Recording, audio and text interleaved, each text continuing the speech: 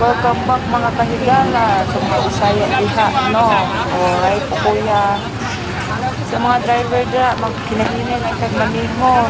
Tungod di sa tanang panahon, okay ang ato ang pagmaning sa motor o at saba.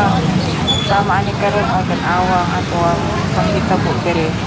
O mao ni siya ang may sad-an. Muna siya o managiat-ngan siya mga guard na ay pulis dara.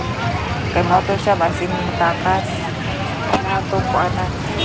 Kay grabe makadrive. Kanang magpataka og drive, magpabadra og ayo tapos wala nagtan-aw sa unahan ug sa iyang katagpo tawo ang babae.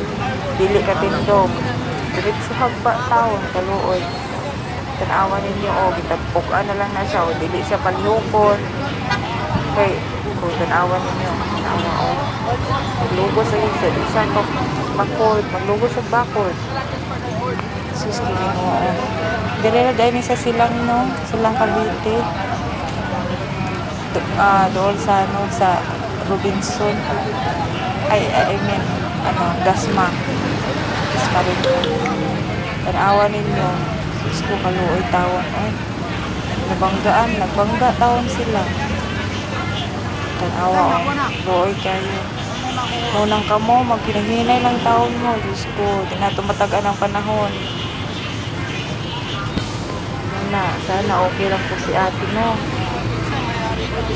Pero parang ano naman, hindi naman masyadong, pero hindi siya makatayo. Ang tagal naman ang rescuer nila.